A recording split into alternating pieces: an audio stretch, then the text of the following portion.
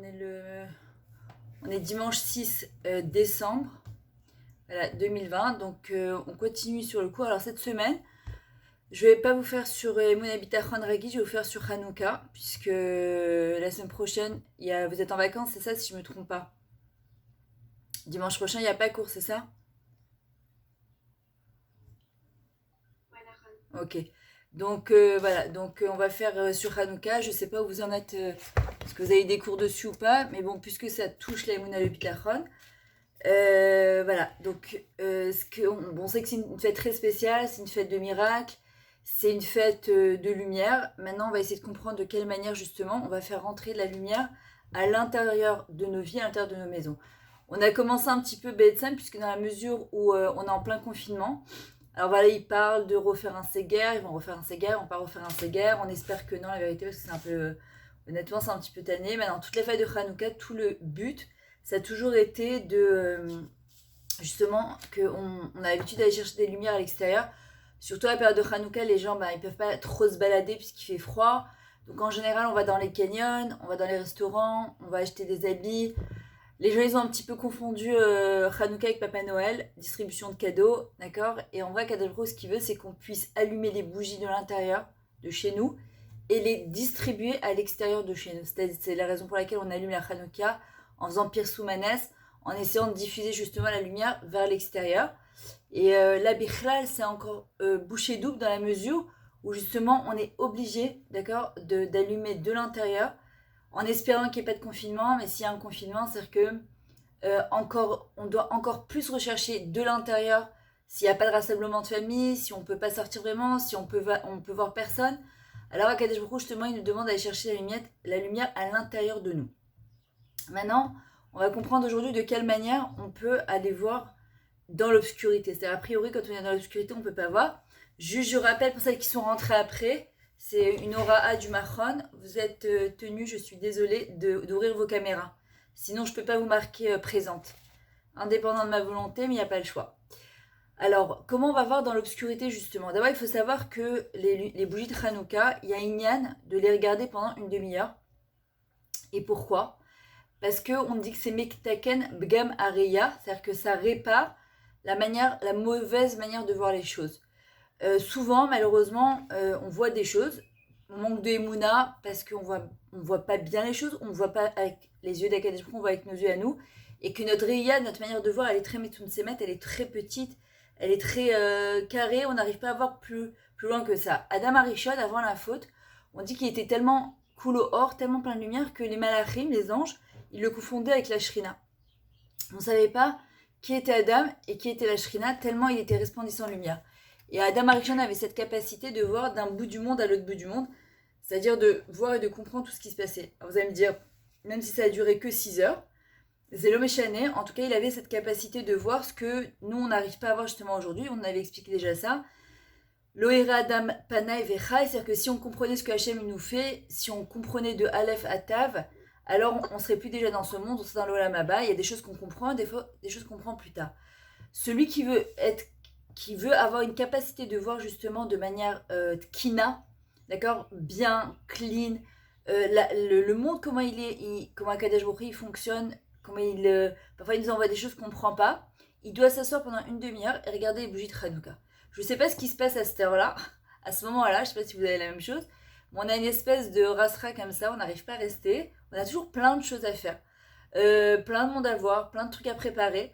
Rester comme ça une demi-heure à observer les bougies de Hanouka, on n'arrive pas. Et pourtant, c'est un moment de être Hatsan qui est très très grand et c'est dommage de ne pas le faire. C'est-à-dire c'est un moment où il faut qu'on prie, où il faut qu'on demande. Et on dit le juif de Hanouka, c'est quoi? C'est celui qui sait l'Ehodot. Remercier Hachem. Alors, normalement, ça commence à Rosh Chodesh qui se lève. Et les femmes, la dernière fois quand j'avais fait cours la semaine dernière, m'ont dit non, mais on est en retard et en plus c'est impossible de ne pas se plaindre du tout. Maintenant, on va en faire une promo. On va dire depuis le Hanouka, donc là, cette année, si je ne me trompe pas, ça tombe jeudi soir, je crois, ou vendredi soir.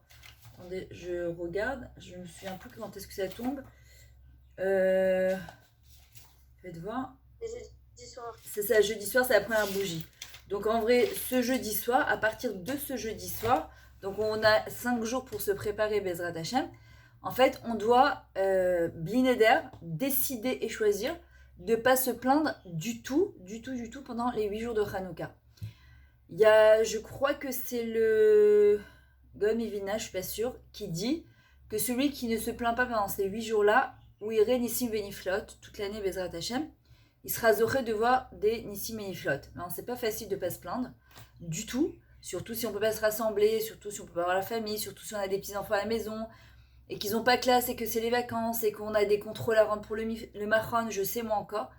Aval, justement, c'est notre rôle à nous, et en vrai, prendre sur soi, c'est-à-dire que même si on s'est plaint 1-2 minutes, on se reprend tout de suite et on transforme cette plainte en odaya, en remerciement pour Akadesh Baruch Hu. Et ça, c'est le juif de Hanouka, c'est celui qui sait l'odot. On sait très bien qu'il ne restera que deux fêtes, Bezrat Hashem Latid Lavo. Quand il y aura le Mashiach, c'est Purim et Hanouka. Ce sont les deux seules fêtes qui resteront. Pourquoi ? Parce que on les a obtenues par Messirut Nefesh. C'est-à-dire qu'on est allé envers et contre les Grecs. Les femmes, elles étaient derrière, évidemment, elles ont dit à leur mari, c'est soit vous allez vous battre pour qu'on puisse refaire notre Torah exactement comme elle était avant, soit on divorce, on ne veut pas rester avec des chnonim. Et là, c'est ces 13 Maccabim, Mikamocha Belim Hashem, 13 c'est Echad. D'accord, ils sont partis main dans la main avec Kadesh Baruch Hu, et ils sont partis se battre contre les Grecs. Il faut savoir que les Grecs, c'était le culte du corps, du physique. Ils étaient forts, d'accord. Chalashim Beyad Giborim, nous on était affaiblis moralement, physiquement. Contre des forts, on était un petit nombre, mais Atim Beyad Rabim, dans un grand nombre, et on apprend justement que chez Akadosh Baruch Hu, la guerre, elle ne se gagne pas parce qu'on a décidé de la gagner. Ça dépend pas de nos shririm, de nos forces ou pas de nos forces. On l'apprend dans le Shalom Bayit, on l'apprend avec un adolescent, on l'apprend avec le travail, on prend même au Machron. D'abord, premièrement, c'est toujours de se dire la Hashem Amilchama, que la guerre elle appartient à Hashem dans le sens où on va laisser Akadosh Baruch Hu gérer notre victoire. Il y a des fois tu peux arriver et t'es plein de tu vas voir, je vais lui montrer qu'est-ce que c'est, t'arrives devant la personne, t'as perdu tous tes moyens. Pourquoi ? Parce que on est en panique totale. Et justement, on nous dit, David Amer, il nous dit la Hashem Amilchama, laisse Hashem gérer ça. Ne viens pas, toi, viens, garde ta dignité, rappelle-toi qui tu es. Et on voit que les Maccabim, quand ils sont partis, ils étaient vraiment un petit nombre. Et on voit que Kadesh Baruch Hu, chez lui, c'est pour ça qu'on l'a pas appelé Nitzruka, ils ont gagné le 25, mais Hanouka, parce que chez Akadosh Baruch Hu, c'est pas important la guerre, c'est pas important celui qui gagne. Ce qui est important, d'accord, c'est de comprendre que on doit aller main dans la main avec Hachem, et que c'est Akadosh Baruch Hu qui donne la réussite ou qui donne la perte, qui donne la guerre ou qui donne la paix. D'accord, c'est Ose Shalom et Momav, c'est lui qui fait la paix d'en haut, à condition que la personne elle soit apte à recevoir ces outils de paix et qu'elle soit dans sa tête conditionnée, d'accord, à vivre la paix. Maintenant, ça c'est la première chose. Donc, ce qui est très très très très important, vraiment, c'est de se rappeler, voilà, pendant toute cette période de 8 jours de Hanouka, Rak Léodot. Celles qui veulent, elles peuvent déjà commencer à partir de maintenant. On n'est pas obligé d'être en Hanouka, parce qu'en vrai, c'est un travail au quotidien de Léodot. C'est pas l'histoire de 8 jours, c'est l'histoire d'une vie entière. Mais déjà, Ingvar, pour celles qui ont plus de mal, alors au moins de savoir que pendant les 8 jours, c'est plus facile de se conditionner en sachant que on est entre guillemets limité à ce laps de temps. Et en fait, ça va nous montrer combien on est capable. Maintenant, de quelle manière on peut voir dans l'obscurité ? Alors, le premier général israélien, il s'appelait David Mickey Marcus. En vrai, c'était un juif américain diplômé de l'académie militaire de West Point. Il a obtenu le rang de colonel de l'armée américaine. Il a servi là-bas durant la Seconde Guerre mondiale. Et en 1948, alors que les armées arabes s'apprêtaient à se jeter sur ce qui n'était même pas encore l'État d'Israël, il s'est porté volontaire pour aider à transformer la Haganah clandestine en véritable armée. Il est venu et il a reçu le grade de général. Maintenant, il a mis toute une structure, d'accord, de commandement et de contrôle pour l'armée israélienne. Et il a ordonné la construction d'une seconde route qui permit de rompre le siège de Baruch Hashem Yerushalayim. Une nuit, 6 heures avant que l'accord de cessez-le-feu des Nations Unies ne prenne effet, il est sorti faire un tour, quelques pas hors du périmètre de sa base. Dans l'obscurité, un garde juif ne le reconnut pas, lui tira dessus et le tua. Pourtant, il n'avait pas succombé sous le feu adverse, d'accord ? L'ennemi qui avait causé sa mort tragique n'était autre que l'obscurité. C'est-à-dire, malheureusement, c'est un propre soldat israélien qui l'a tué, et c'est pas l'ennemi adverse. Et en vrai, on compare ça justement à notre Yetzirah. Et des fois, on pense que on succombe sous l'effet de l'épreuve que Hachem il va nous envoyer. Dans le mot Nisayon, nous avons le mot Nes, miracle, et Yavan, les Yevanim, c'est-à-dire les Grecs. En vrai, qu'est-ce qu'on apprend de ça? C'est-à-dire que quand on sort du côté extérieur de l'épreuve, la Yevanout, le côté culte, extériorité, le qu'en dira-t-on, la peur du jugement, toutes ces choses-là, on les met à l'extérieur de nous. Il nous reste Nes, le miracle. D'accord? C'est-à-dire qu'en vrai, celui qui veut vivre des vrais miracles, il doit sortir justement de ce côté-là. Les gens, parfois, ils succombent pas sous l'épreuve. Au contraire, il y en a qui, justement, je disais quelque chose ce Shabbat où il disait ce ne sont pas les circonstances de la vie d'un homme, c'est pas ça qui vont faire, qui va tomber ou qui va se relever, au contraire, qui vont le révéler. Ils vont révéler quelles sont ses kochot nafshiot, quelles sont ses forces. On l'apprend aussi en coaching, c'est-à-dire qu'une personne, elle peut vivre parfois des choses, chas v'shalom, très difficiles, que Dieu préserve, même voire tragiques, et en sortie énormément grandie. Et il y a des gens parfois qui vont vivre des petites choses, pas forcément compliquées ou difficiles, et ils vont se casser la tête ou ils vont tomber, d'accord, ils vont pas arriver à se relever. Ça n'a rien à voir avec l'épreuve, ça n'a rien à voir avec l'événement, ça dépend de l'obscurité qu'on met dans l'événement. L'obscurité, il est comparé au Yetzarara. On l'avait expliqué, il me semble, la semaine dernière, que le Yetzarara, il est appelé Tov Meod, qu'il est très bon. Mais en vrai, comment il peut être très bon? Bah, si on s'en sert justement pour pouvoir grandir de ça. Quand est-ce qu'il devient Ra? Quand on s'en sert contre nous. Si au lieu de le voir comme un coach de vie, quelqu'un qui va nous aider à avancer, on s'en sert contre nous justement. Maintenant, qu'est-ce qui se passe? Rabbi Nachman, il explique que l'obscurité, en fait, elle nous empêche de percevoir que la volonté et la sagesse d'Akadosh Baruch Hu remplit le monde à chaque instant. C'est-à-dire qu'à chaque seconde, nous on croit par exemple, c'est mon père, c'est ma mère, c'est mon mari, c'est ma belle-mère, c'est la prof du Mahon, c'est je ne sais pas quoi encore.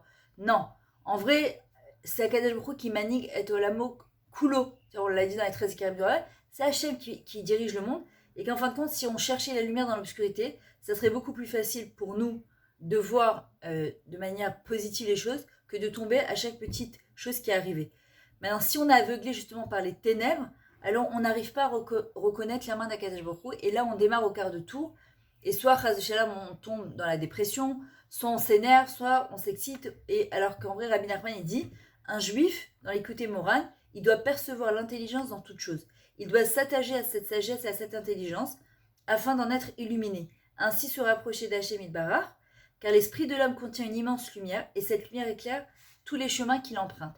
Et en vrai, c'est cette lumière d'Afka qu'on doit demander à Akadosh Baruch Hu, d'accord, à Hanouka. On est tenu de demander à Akadosh Baruch Hu, à Hanouka, justement cette capacité, en fait, de voir le monde avec ses yeux à lui et pas nos yeux à nous. Regardez, il y a Mayan, non, elle a ouvert, Sarah, Shirel, Anaël, Anna. Je vois pas les autres, mais vous êtes, excusez-moi, c'est pas moi, c'est Nora du Mahon. Il faut ouvrir les caméras. Je suis désolée, sinon je peux pas vous montrer, vous noter présente. Ils m'ont renvoyé encore un message cette semaine, donc je peux pas aller à l'encontre des Oraot.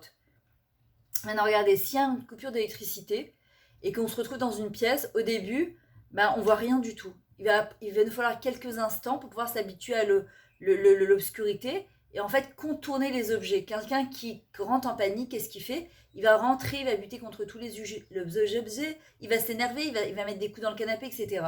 Et en vrai, c'est exactement pareil. Il y a des fois, le Yetzirah, il nous fait croire qu'en fait, il y a de l'obscurité dans notre vie, mais on oublie de rallumer tout simplement la lumière.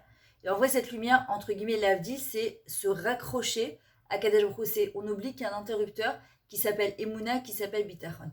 Maintenant, il faut savoir que pendant les 8 jours de Hanouka, c'est le seul jour, la seule période de l'année, on a le droit de demander des miracles. Normalement, on n'a pas le droit de demander des miracles. Pourquoi? Parce que demander des miracles, ça serait se servir de nos struya, de nos mérites, d'accord? Et donc, ça nous enlèverait justement de nos mérites. Attendez 2 secondes. Voilà, et la seule période de l'année où on a le droit de demander des miracles, c'est à Hanouka. C'est-à-dire que tous les jours, on a le droit de demander un miracle. Et tout le monde a besoin de miracles.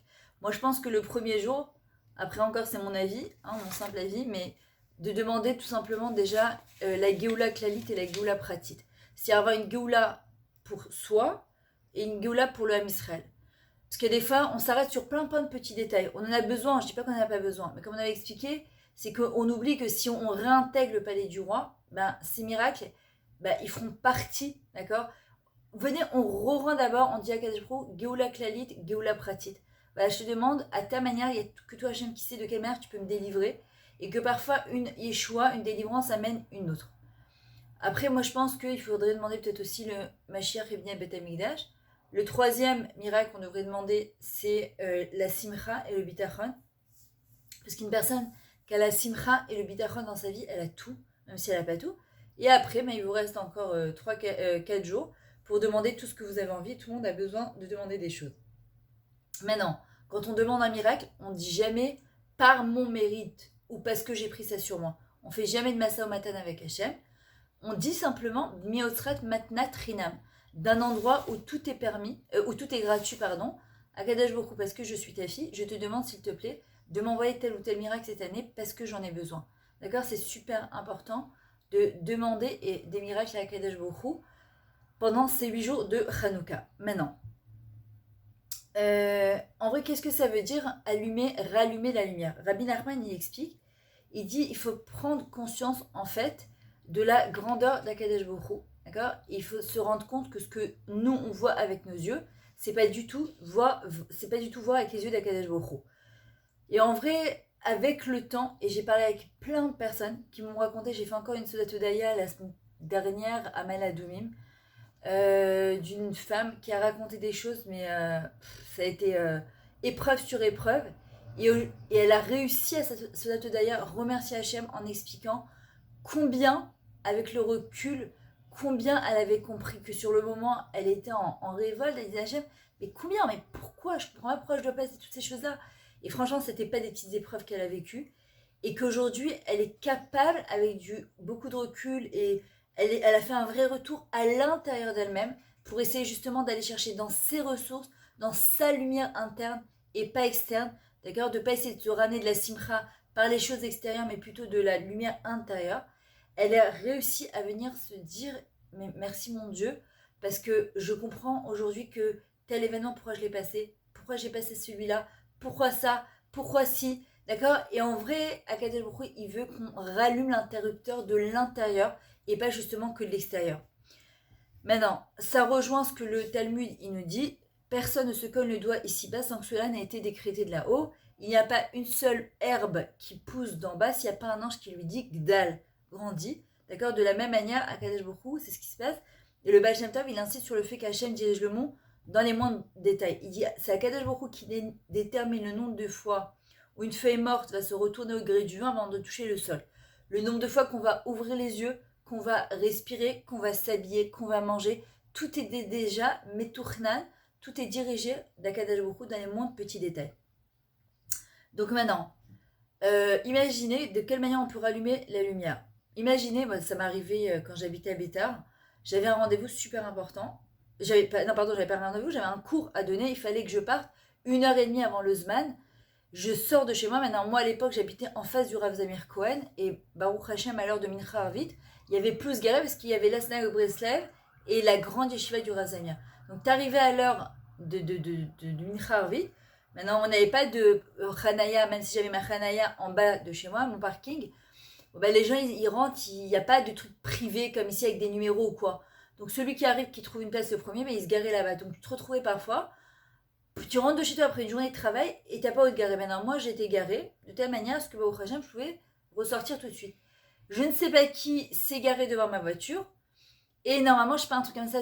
Par exemple, moi, quand je voyais que j'avais pas à me garer, j'habite quand même ici, je me garais en deuxième ligne avec un mot en laissant mon numéro de téléphone, de manière à ce qu'ils puissent m'appeler, que je redescende tout de suite pour faire sortir la voiture. Et là, ils n'ont pas laissé le numéro de téléphone. Il y a un bonhomme qui me coince ma voiture. Maintenant, je dois partir, j'ai un cours à donner. Je sais pas si c'était Natania ou autre, j'en sais rien. Et sur le moment, la vérité, je vous cache pas que ça m'a monté les nerfs en 2 secondes. Je me suis dit, bah, franchement, ils sont blata, quoi. C'est sympa, c'est super, tu vas pour Mincha vite, mais à côté de ça, il n'y a pas de Ben Adam Lachavero, tu penses pas que. Et après, je me dis, bon, ok, calme-toi, t'as oublié que c'est Akadosh Baruch Hu qui a fait que cet homme-là, il s'est garé là. Après, tu peux le juger les Kafrova ou tu peux les juger les Kazerhout. Je peux me dire, franchement. Son Mitravid qui se garde s'il n'est même pas capable de faire Ben Adam Lachavero, ou bien me dire Bon, bah peut-être qu'il était vraiment très en retard, il voulait pas rater l'heure de Shkia. Il a simplement oublié, il s'est dit peut-être que, voilà. Et je me suis calmée, j'ai dit non, écoute Akadosh Baruch Hu, je vais juger les Kazérout, seulement j'ai besoin que tu m'envoies quelqu'un. Il faut qu'il sorte sa voiture, là, je dois partir. Peut-être qu'Hachem, il voulait pas que je sois sur la route à ce moment-là, il fallait pas que je démarre maintenant, je sais pas. Mais il faut pas que j'oublie que c'est Akadosh Baruch Hu Bessachakol qui a décidé que je devais pas sortir ma voiture maintenant. Et sur ce, je vois le copain de mon fils, que j'avais pas vu en plus depuis un moment, le voisin, vraiment le binyan à côté, je lui dis David, tu sais qui c'est à qui cette voiture? Il me dit oui. Il me dit, il prie là-bas chez Breslav. Je lui dis, tu peux aller me chercher. Tu lui dis, Dachouf qui est dans sa voiture. Quand mon ami est arrivé, il m'a dit, ouais, une petite taille, ça. Je lui dis, Annie Baya, que tu te gares en deuxième ligne, juste pas à ma bas, Bevakasha, juste mets ton numéro de téléphone. Tu te rends compte, là, je dois partir, ça fait 10 minutes que je cherche c'est qui le bal le bal de la voiture, le bal à Rechel. Il m'a dit, écoute, je suis désolée, maintenant, je peux commencer à hurler, faire Chilou Lachem. Alors, j'oubliais qu'en fin de compte, je devais aller donner un cours de Torah, de Emouna Bitachon, et que je me retrouve à m'énerver, à m'exciter, à crier sur le bonhomme. Mais Bessarakol, qui sait qui a fait que ce bonhomme-là, il s'est garé juste devant ma voiture? C'est Akadosh Baruch Hu. Ben, je peux, pour toutes les bonnes raisons du monde, m'énerver parce que c'est pas cool, c'est pas sympa, etc. Mais si j'arrive à comprendre que c'est Hachem qui a fait qu'il s'est garé là-bas, donc je vais pouvoir plus me calmer. Maintenant, en vrai, c'est ce qu'on appelle justement la Midat Haemet. Par exemple, c'était quoi la grande différence entre Yaakov et Esav? Yaakov, lui, en fait, il avait cette capacité dans chaque chose qui lui arrivait de se dire qu'est-ce qu'Hachem il attend de moi? C'est-à-dire qu'est-ce que je peux apporter au monde? Pourquoi Kadash Baruch Hu m'a mis dans cette situation? D'accord? Ça, c'est allumer l'interrupteur. Esav, lui, c'est le contraire. Il disait qu'est-ce que le monde il peut m'apporter? Qu'est-ce que les gens ils peuvent me donner? Qu'est-ce que moi je peux retirer de ça? Ça, c'était Esav. Donc en vrai, c'est à nous de savoir en vrai qu'est-ce qu'on veut quand il nous arrive quelque chose. Est-ce qu'on veut être dans la Midat Emet, Midat Yaakov, ou la Midat de Esav, c'est-à-dire ouais, Hachem il est contre moi, qu'est-ce que je peux apporter, qu'est-ce que je peux prendre de ce monde, qu'est-ce que je peux faire, pourquoi les gens ils sont pas avec moi, etc. etc. Maintenant, une autre notion que Jacob il nous apprend, en fait, comment il apprend à appréhender la réalité. En fait, on dit qu'il a acquis le statut de premier-né. Rabbi Nachman va expliquer, il dit c'est quoi la notion de premier-né? En vrai, il dit c'est porter un regard neuf sur l'existence. Cette capacité à voir le monde, à voir son mari, à voir ses enfants, à voir le ciel comme pour la première fois. Comme si c'était la première fois que tu observais quelque chose. Quelqu'un qui a cette capacité, d'accord, de voir le monde comme pour la première fois, d'abord, ça serait quelqu'un d'heureux et ça serait quelqu'un justement qui reverra la lumière. Pourquoi? Parce que quelque part, tu te dis, ben, aujourd'hui, Zeyom Khadash, d'ailleurs, on le dit, Kol Yom Hashem Betuvo Mechadesh Maase Bereshit. Tous les jours, Hashem renouvelle la création du monde, c'est-à-dire nous avec. Donc, nos problèmes d'hier, ce ne sont pas nos problèmes d'aujourd'hui, parce qu'Hachem, il les a renouvelés. Donc, il n'a pas renouvelé nos problèmes, il a renouvelé les solutions de nos problèmes. Donc, on va rallumer cet interrupteur et voir les choses comme pour la première fois. Il y a des fois, il y a des gens, ils vont passer devant la même mer, le même soleil, la même Shkiat Hachama, le même coucher du soleil, la Morod qu'en Israël, Baruch Hashem. Tu n'as jamais un coucher du soleil qui est pareil. Il y en a une qui va être en excellence en disant mais Marabou, Hashem, mais qu'est-ce que c'est beau. Et là, qui vont dire ouais, enfin, c'est un coucher du soleil, quoi. Il n'y a rien d'extraordinaire. Il n'y a rien de que la mer, ben, c'est la même qu'hier et qu'aujourd'hui, ce serait la même jusqu'à le machère. Je ne comprends pas qu'est-ce qu'il y a de tellement waouh. Il y a des gens qui vont, les hitpael, être en extase devant des fleurs ou des arbres ou chaque petit bourgeon qui vont sortir et d'autres qui vont passer à côté, qui vont même pas les regarder. Et en fait, porter un regard neuf sur l'existence en commençant par soi, en commençant par son mari, en commençant par ses enfants, en commençant par ce qui nous entoure, ben ça déjà, c'est rallumer la lumière. Ce Hanouka, ce n'est pas le même que l'année dernière. Ce Hanouka, c'est encore une isdenout, c'est encore une opportunité pour nous de grandir, de rechercher la lumière à l'intérieur de nos vies, dans nos ressources à l'intérieur de nous. Sarah, je ne me rappelle plus comment elle s'appelle, celle qui a écrit le livre Plan de bataille avec Zipporah Heller, je crois. Elle racontait qu'un jour, elle avait organisé le 91e anniversaire de sa belle-mère. Et c'était à Los Angeles. Elle dit quand on est arrivé avec un gâteau, bref, il lui avait fait une super belle surprise. Et en vrai, quand elle a tout reçu, elle a dit « Ah là, on m'a jamais aussi bien fêté mon anniversaire que ce 91e année. » Et j'ai eu le droit à un gâteau avec deux ballons, un ballon et deux cadeaux. Non, tu peux dire, waouh, kilo, big deal, kilo, c'est pas, pour 91 ans, c'est pas waouh. Et en fait, après réflexion, elle a dit parce que chaque année, je la prends comme un nouveau cadeau. C'est-à-dire cette capacité de renouveler et pas de s'habituer. Donc celui qui veut être capable d'avoir de la lumière à l'intérieur de sa vie, à l'intérieur de son existence, la manière dont il va regarder les choses, d'accord, il doit absolument les khadesh, d'accord, il doit renouveler en fait sa manière justement de voir les choses. Maintenant,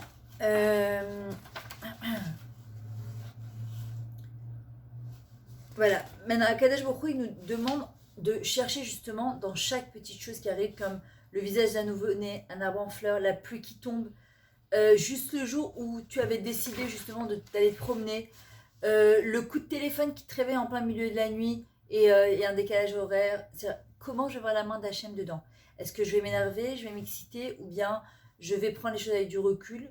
Le gazouillis des oiseaux, le policier qui va te mettre une contravention alors que tu t'étais super bien garé et que tu comprends pas. Moi, ça m'est arrivé à Tel Aviv. Alors que je m'étais garé dans les bleus et blancs, j'ai mis mon pango et j'ai quand même pris un PV parce que je me suis rendu compte qu'en fin de compte, c'était des gens qui. C'est seulement les gens qui habitent là-bas qui ont le droit de se garer après 7h du soir. Chose que je ne savais pas à Tel Aviv. Qu'il fallait les heures Echad, les heures Shtaim, les heures Shalosh. D'accord, maintenant je peux commencer à m'énerver en disant ouais, c'est pas juste. J'ai fait un héros. J'ai fait un appel à la mairie de Tel Aviv. Je me suis dit, j'essaye. S'il m'enlève, ben ça achève. Et s'il ne m'enlève pas, c'est que je devais payer ces 100 shekels de PV et c'est tout. Je peux rester contrarié, m'énerver, m'exciter, mais ça va strictement rien changer. Ou bien je peux me dire, ok, Akapara, toi, j'ai fait mon héros, Baruch Hashem. Bénin, je l'ai eu. J'avais eu un deuxième truc comme ça. Où, par exemple, je savais pas à Tel Aviv. Il y a des, qu'on appelle ça des allées. En fait, c'est pour les bus. Et à Yerushalayim, c'était pas la même chose. Donc en fait, quand tu sais pas, il y a un taxi qui m'a dit change vite de fil. Il y a des matzlemot, il y a des caméras ici et on voit tout. 2 mois après, je reçois 500 shekels de PV. Je dis qu'est-ce que c'est que ce truc-là? Et en fait, on me voit tourner avec la photo, ils t'envoient. J'ai fait un appel et ils m'ont répondu vous avez qu'à connaître le code de la route. Maintenant, c'est super énervant parce que quand tu sais pas, tu connais pas maintenant, c'est comme ça, je les ai payés. Et qu'à part, qu'est-ce que je les ai payés tout de suite comme ça, je me suis dit allez stop. Quand une fois que t'as payé le truc, ça a été après ça, tu te dis, bon, Capara, qu'est-ce que tu veux faire? Je vais m'énerver jusqu'à quand? Ah, mais là, ça, eh ben, depuis, quand je vais à Tel Aviv, je sais exactement où ne pas me tromper. C'est comme ça. Maintenant, la fête bruyante chez les voisins, avec la musique à fond, t'as beau leur demander de baisser la musique, ils veulent pas. La sauce tomate qui s'est renversée sur le tapis, bah là, mon fils, il a voulu pour la première fois cuisiner. Je suis arrivée le lendemain, il m'a dit, ah, je savais pas que quand on mettait de la sauce tomate trop forte, ça sautait partout. J'ai de la sauce tomate jusqu'en haut des plafonds. D'accord. Maintenant, je peux m'énerver. Ça va rien changer. Il a essayé de nettoyer avec l'éponge magique. Ça a rien changé. D'accord. Ou bien me dire, bon, bah, Capara, c'est un coup de peinture. Il a voulu cuisiner. Ben, c'est comme ça qu'on apprend. Pour nous, les premières fois qu'on cuisine, même quand on se marie, et au début, on n'en met pas partout. C'est comme ça. Coltov. Et on est obligé d'avancer. Le vase de ta grand-mère que tu t'es tellement avec le petit, il est passé, il a fait tomber, il a cassé. C'est d'ailleurs.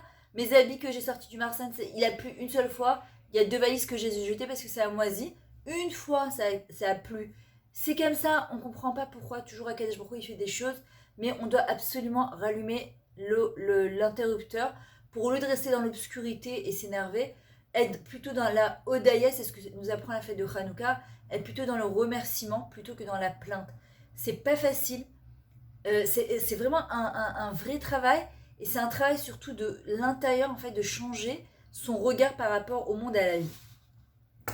Il y a des jumelles que les Israéliens ils ont fait, d'accord, ils ont créé pour être capables de voir.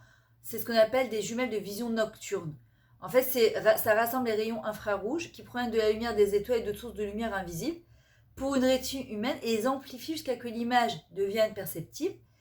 Et en fait, c'est quoi le composant essentiel des ce qu'ils appellent JVN? C'est le tube intensificateur de la lumière. Alors, celle qui est écrite dans le plan de bataille, elle disait change le JVN par jumelle, d'accord jumelle vision nocturne, elle dit par je vois net. En fait, c'est essayer de voir beaucoup plus net à travers le regard d'Akadash Baruch Hu. Maintenant, qu'est-ce qui nous permet en fait de regarder les choses de cette manière-là? Encore une fois, c'est la Emouna et le Pitachon. Maintenant, il faut comprendre une chose, puisqu'on est venu sur Terre pour les Amlir Hakadosh Baruch Hu. Une des choses qu'on est venu faire sur Terre, les Amlir Hakadosh Baruch Hu, faire régner Hachem dans nos vies.